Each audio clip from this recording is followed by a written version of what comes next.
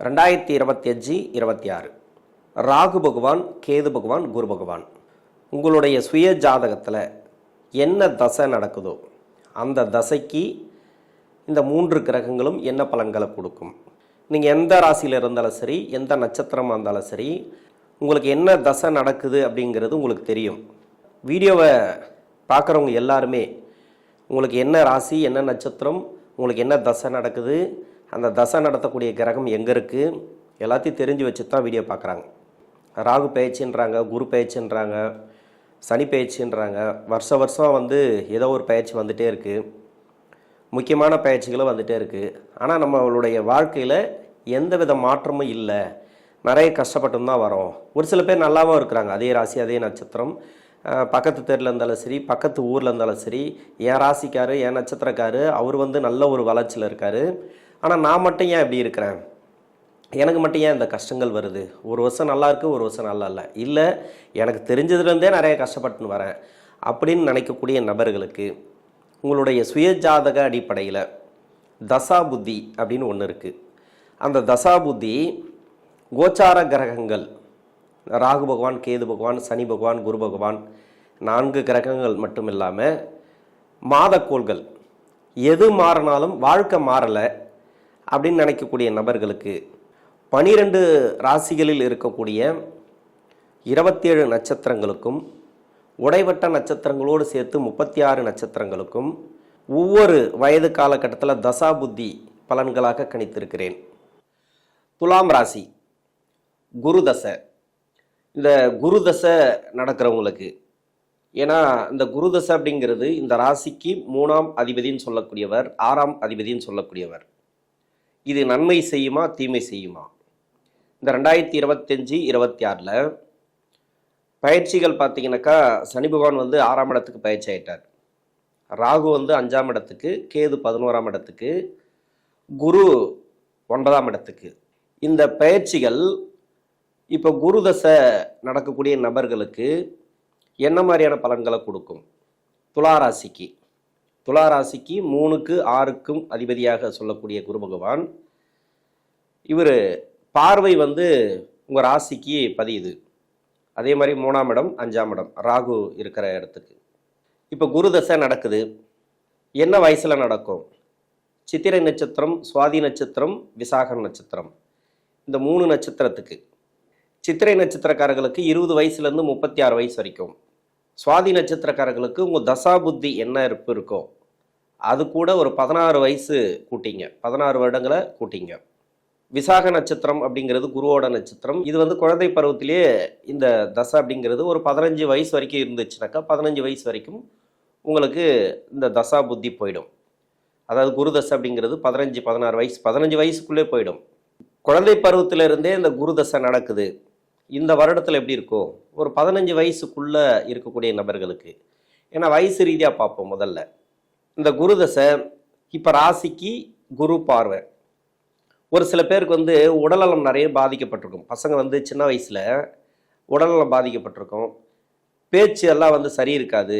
இதெல்லாம் இப்போ கிளியர் ஆகும். ஏன்னா 6ஆம் அதிபதினு சொல்லக்கூடியவர் இது தொடக்கத்திலேயே இந்த தசை ஆரம்பிக்கிறதுனால அதிகப்படியாக வீட்டில் ஏதாவது கடன் பிரச்சனைகள் இருக்கலாம், இல்லை அப்பா அம்மாவுக்கு நோய் நொடி பிரச்சனைகள் அது மாதிரி ஏதாவது கொடுக்கலாம், மருத்துவ செலவு ஏதாவது ஒன்று கொடுத்துட்டே இருக்கும். அது எல்லாமே கிளியர் ஆகும். இப்போ கோச்சார ரீதியாக உங்களுக்கு 9ஆம் இடத்துல குரு, இந்த ராசிக்கு இந்த துலா ராசிக்கு குரு தசை நடக்குது அப்படின்னாக்கா தசாபுத்தி ரீதியாக பாதிக்கப்பட்ட நபர்களுக்கு நல்லாவே இருக்கும் அப்படின்னு எடுத்துக்கலாம். நல்லா இருக்கும். கிட்டத்தட்ட கடன் பிரச்சனை கிளியராக வருது, வீடு கட்டுறது. 15 வயசுக்குள்ளே குரு தசை அப்படிங்கிறது பெரிய கெடுபலன்களை கொடுக்காது, நல்ல பலன்களே கொடுக்கும். அது அப்பா அம்மாவுக்கு இருந்தாலும் சரி, இல்லை பசங்களுக்கு இருந்தாலும் சரி, படிக்கக்கூடிய காலகட்டத்தில் பெருசாக டிஸ்டர்பன்ஸ் கிடையாது. ஏன்னா 6ஆம் இடத்துல தான் சனி, அஷ்டம சனி கிடையாது, 7 சனி கிடையாது. உங்களுக்கு பெரிய அளவில் நீங்கள் கஷ்டத்தை எதிர்பார்க்க முடியாது, நல்லாவே இருக்கும் அப்படின்னு எடுத்துக்கலாம்.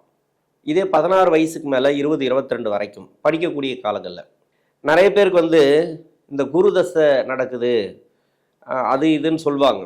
ஆனால் இந்த குரு தசை நன்மை செய்யுமா தீமை செய்யுமா? ஒரு சில லக்னங்களுக்கு நன்மை செய்யாது, ஒரு சில லக்னங்களுக்கு நன்மை செய்யும். உங்கள் லக்ன தசை அடிப்படையை பொறுத்து, நீங்கள் எந்த லக்னமோ அந்த லக்னத்தை பொறுத்து அப்படின்னு எடுத்துக்கலாம். அந்த லக்னங்களுக்கு நன்மை செய்யும், தீமை செய்யும். அது எந்த லக்னம் அப்படிங்கிறது உங்களுக்கு தெரியும். இப்போ குரு நன்மை செய்யக்கூடிய லக்னமாக வந்துச்சுனாக்கா, ஏன்னா இது இந்த ராசிக்கு நன்மை செய்யாது.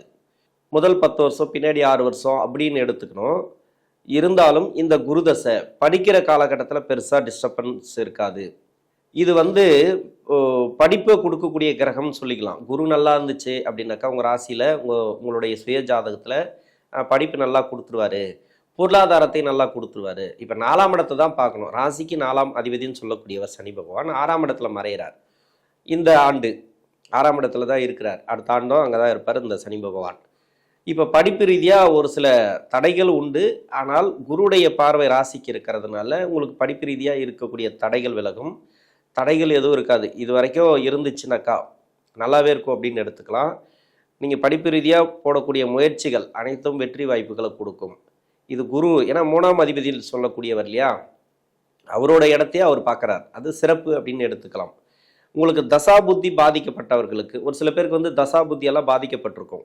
பாதிப்பு அப்படின்னாக்கா 6, 8, 12 ஆகிய இடங்களில் மறைஞ்சிருந்து தசை பண்ணுறது, அது மட்டும் இல்லாமல் ராகு கேதுவோட இருந்து தசை பண்ணுறது, இதெல்லாம் கடுமையான மன போராட்டங்களை கொடுக்கும், மனசு ரீதியாக இருக்கக்கூடிய பாதிப்புகளை கொடுக்கும்.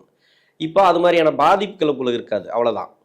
ஏன்னா குரு பார்வை ராசிக்கு இருந்தாலே தெளிவான முடிவு எடுப்பீங்க. இதுக்கு முன்னாடி இருக்கக்கூடிய பிரச்சனைகள், உங்களுக்கு படிப்பு ரீதியாக உடல்நல தொந்தரவுகள், வீட்டில் ஏதாவது உடல்நல தொந்தரவுகள், சண்டை சச்சரவுகள் அப்பா அம்மாவுக்கு கூட, இது எல்லாமே கிளியர் ஆகும். இப்போது ஓரளவுக்கு மனசு தெளிவாக இருக்கும். எடுக்கக்கூடிய முடிவுகள் படிப்பு ரீதியாக தெளிவாக இருக்கும். 22 வயசுக்கு மேலே 22 வயசுக்கு மேலே 36 வயசு வரைக்கும் நான் சொல்லியிருக்கிறேன், இந்த சித்திரை நட்சத்திரக்காரர்களுக்கு இந்த குரு தசை அப்படிங்கிறது வரும். இப்போ குரு தசை 22 வயசுக்கு மேலே வருது. குரு ஏன்னா 6ஆம் அதிபதினு சொல்லக்கூடியவர். வெளிநாடு வேலைவாய்ப்பு, வெளிநாடு படிப்பு, இது எல்லாமே உங்களுக்கு கிடைக்கும். இப்போ இது வரைக்கும் நீங்கள் ட்ரை பண்ணிட்டு இருந்தீங்கன்னாக்கா வெளிநாடு வேலைவாய்ப்புக்காக நிறைய தடையாக இருக்குது அப்படின்னாக்கா, ஏன்னா 8ஆம் இடத்துல குரு இருந்தது, இதுக்கு முன்னாடி நிறைய தடைகளை கொடுத்துருக்கும். மனசு ரீதியான தடை, எதை எடுத்தாலும் நிறைய தடை தாமதங்களை கொடுத்துருக்கும். 5ஆம் இடத்துல ராகு இருக்குது, 6ஆம் இடத்துல சனி பகவான். 6ஆம் இடத்துல சனி பகவான் இருந்தாலே வெற்றி வாய்ப்புகள் அதிகம். நீங்கள் எடுக்கக்கூடிய எந்த விதமான காரியங்கள் இருந்தாலும் அதுகளுக்கு வெற்றி வாய்ப்புகளை கொடுக்கும். இப்போ வெளிநாடு வேலை வாய்ப்புக்காக எடுத்தாலும் சரி, இல்லை இங்கே வேலை தேடிட்டு இருக்கீங்க புதுசாக வேலை, அந்த வேலைக்கெல்லாம் உங்களுக்கு நல்ல ஒரு வாய்ப்புகள் இருக்குது. வேலை ரீதியாக நல்ல ஒரு மாற்றத்தை எதிர்பார்க்கலாம். வேலையிலும் நல்ல ஒரு மாற்றம், வெளிநாடு சம்மந்தப்பட்ட வேலையும் உங்களுக்கு ஒரு சில பேர் கிடைக்கும். அதாவது முயற்சி பண்ணுறவங்களுக்கு வெளிநாடு பற்றி கவலைப்படலை, எனக்கு அது தேவையில்லை, நான் இங்கேருந்தே வேலை பார்க்குறேன், எனக்கு படித்த படிப்புக்காக வேலை தேடிட்டு இருக்கேன்னாக்கா தாராளமாக கிடைக்கும். அந்த வேலை வாய்ப்பெல்லாம் உங்களுக்கு சிறப்பாக முன்னேற்றத்தை கொடுக்கும் இந்த காலகட்டங்களில். ஏன்னா குரு பயிற்சி அப்படிங்கிறது உங்களுக்கு 9ஆம் இடத்துல குரு, 9ல் குரு இருந்தால் உங்கள் சுய ஜாதகத்தில் தசை நடத்தும் போது கொஞ்சம் பிரச்சனைகளை கொடுக்கும். ஏன்னா இந்த ராசிக்கும் இந்த லக்னத்துக்கும் யோகம் செய்யாத கிரகம், அது பகை கிரக வீட்டில் இருக்குது, அதாவது புதனோட வீட்டில் இருக்கிறதுனால இப்போவும் பகை கிரக வீட்டில் இருக்குது. பார்வை மட்டுமே நம்ம பலன்களாக எடுத்துக்கலாம். இது சார்ந்து நீங்கள் எது சார்ந்து எடுத்தாலும் சரி, எந்த முயற்சிகள் எடுத்தாலும் வெற்றி வாய்ப்புகள், வேலை ரீதியாக உங்களுக்கு வெற்றி வாய்ப்புகள். அடுத்து திருமணத்துக்காக முயற்சி பண்ணக்கூடிய நபர்கள், குருதசை ஆரம்பிச்சிச்சு ஆனால் திருமணம் நடக்கலை, ஏன் திருமணம் நடக்கலை அப்படின்ட்டு ஒரு சில பேர் ரொம்ப கஷ்டப்படுவாங்க. ஏன்னா குருதசை தானே. ஏன்னா ஒரு சில பேருக்கு ஜாதகம் தெரியாது, குருவுடைய காரகத்துவம் தெரியாது. குருவுடைய காரகத்துவம் என்னன்னாக்கா பெருசாக கெடுக்காது, அவ்வளோதான். எவ்வளோ பெரிய அவயோகராக இருந்தால் கூட பெருசாக கெடுக்காது, விட்டுரும். நீ ஏதாவது பண்ணிக்கோ, உங்கள் விருப்பம், நீங்கள் என்ன வேணால் பண்ணிக்கலாம், சரியா. நீங்கள் கெடுதல் பண்ணால் உங்களுக்கு கெடுதல், நல்லது பண்ணால் நல்லது. ஆனால் நல்லது கூட நான் தான் கொடுப்பேன், கெடுதல் ஈஸியாக உங்களுக்கு கிடைக்கும். அது மாதிரி 6ஆம் அதிபதினு சொல்லக்கூடியவர் 3 குடையவர், இந்த ராசிக்கும் இந்த லக்னத்துக்கும் நன்மை செய்யாதவர். ராசிக்கு தான் நம்ம சொல்லிட்டு இருக்கோம் இப்போது. ஆனால் உங்கள் லக்னம் இருக்குது, 12 லக்னத்தில் நீங்கள் எந்த லக்னமாக வந்தாலும் சரி, குரு பகவான் யோகம் செய்யக்கூடிய லக்னமாக வந்துட்டால் பரவாயில்ல, நல்லா இருக்கும். ஆனால் குரு பகவான் யோகம் செய்யக்கூடிய லக்னமாக இல்லை, பகை கிரக லக்னமாக வந்துட்டீங்க, அதே சுக்கிர பகவான் லக்னமாக வந்தாலும் சரி, புதனுடைய லக்னமாக வந்தாலும் சரி, சூரியன் சந்திரன் லக்னங்களுக்கு நல்லது செஞ்சிடும் இந்த குரு பகவான். அது மாதிரி செவ்வாயோட லக்னத்துக்கு வந்தால் கூட சரி, நல்லது செஞ்சிடும். இது மாதிரி புதனுக்கும் சுக்கிரனோட லக்னங்களாக வந்தீங்கன்னாக்கா உங்களுக்கு நிறைய கெடுபலங்கள் உண்டு இல்லையா. அது உங்கள் சுய ஜாதகத்தை பொறுத்து. அப்போ கூட அதாவது 3, 6, 10, 11 அவயோக கிரகங்கள், இந்த இடங்கள் மறைவு ஸ்தானங்கள் இல்லை, 3, 6, 10, 11 இந்த இடத்துல இருந்து தசை பண்ணுச்சுன்னா குரு பகவானும் நல்ல பலன்களை கொடுத்துரும். வேலை வாய்ப்பு, பொருளாதாரம், அதில் அது திருமண வாழ்க்கை எல்லாமே உடனடியாக உங்களுக்கு கிடைக்க ஆரம்பிச்சிடும். ஆனால் இது வந்து அந்த இடத்துல இல்லை, 8ல் மறைஞ்சிருக்கு, 6ல் வந்து அவரோட வீட்டில் இருக்கக்கூடாது. இது மாதிரி 4ஆம் இடம், 2ஆம் இடம் இது மாதிரி இருக்கக்கூடிய இடங்கள்லாம் பார்த்தீங்கன்னாக்கா உங்களுக்கு பிரச்சனைகளை கொடுக்கும். திருமண வாழ்க்கையில் ஏற்றங்களை கொடுக்காது. சரியான வயதில் திருமணம் கூடி வராது. ஒரு நல்ல வரன் வந்து மிஸ் ஆகும். திருமணம் நிச்சயிக்கப்பட்டு மிஸ் ஆகும். இது மாதிரி நிறைய அவமானப்படக்கூடிய சூழ்நிலை. எல்லாருக்கும் நான் சொல்லலை, இது மாதிரி கஷ்டப்படக்கூடிய நபர்களுக்கு இப்போ நல்லா இருக்கும். இப்போ வந்து பார்த்தீங்கன்னாக்கா குரு பார்வை இருக்குது. இப்போ கோச்சார ரீதியாக நம்ம சொல்கிறோம் 20% அப்படின்னு சொல்கிறோம். தசாபுத்தி ரீதியாக நிறைய பாதிக்கப்பட்டிருக்கு. என்னன்னே தெரில. ஏன்னா குரு பயிற்சி நல்லா இருக்குன்னு சொல்கிறாங்க, சனி பயிற்சி நல்லா இருக்குன்னு சொல்கிறாங்க, ராகுகேது பயிற்சி நல்லா இருக்குன்னு சொல்கிறாங்க. எல்லாமே பாசிட்டிவாக சொன்னால் தான் வீடியோ பார்க்குறாங்கன்றதுக்காக எல்லாமே பாசிட்டிவாக தான் சொல்லுவாங்க.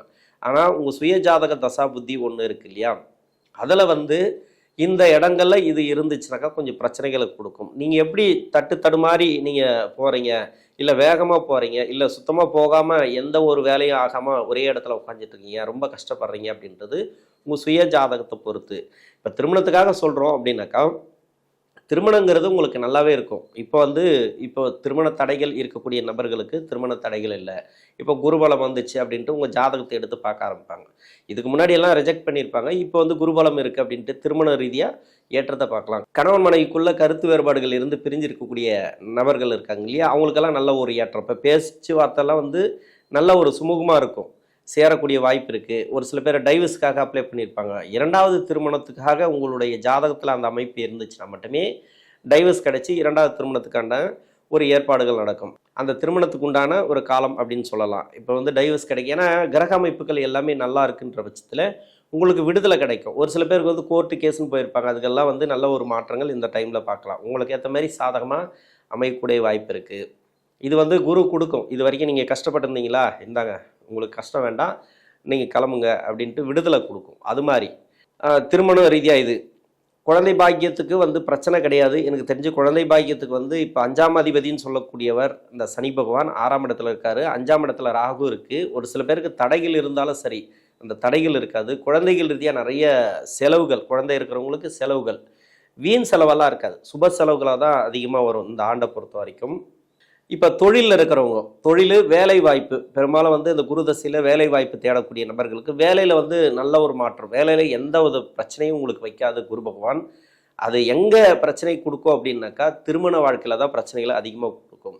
அதுலேயும் இல்லை திருமண வாய்ப்பு வச்சு நான் நல்லா இருக்கேன்னா ரொம்ப நல்லது. இப்போ வேலை வாய்ப்பில் ஏன் பிரச்சனை கொடுக்குது, உங்கள் சுய ஜாதகத்தில் 4ஆம் அதிபதி இப்போ 6ஆம் இடத்துல, 4க்குடைய கிரகம், 10ஆம் அதிபதினு சொல்லக்கூடியவரும் சந்திர பகவான். ஏன்னா இவர் சந்திர பகவான் வந்து ஒரு நாள் ஒரு வீட்டில் இருப்பார். சந்திர பகவானை வச்சு சொல்ல முடியாது, ஏன்னா டெய்லி தினக்கோள் அப்படின்னு சொல்லக்கூடியவர். அதனால நிறைய மாறிட்டே இருக்கும். இப்போ வந்து 4ஆம் அதிபதி உங்கள் சுய ஜாதகத்தில் எப்படி இருக்குது, உங்கள் ராசிக்கு உங்கள் லக்னத்துக்கு வேலை கொடுக்கக்கூடிய கிரகம். அந்த கிரகம் நல்லா இருந்துச்சு அப்படின்னாக்கா, இல்லை அந்த இடத்துல குரு இருந்தாலும், இப்போ 4ஆம் இடம் அப்படின்னாக்கா குரு இருந்தால் நீசம், அதிலே குரு நீச வக்கரமாக இருந்தால் அது வந்து நல்ல பலன்களை கொடுத்துரும்.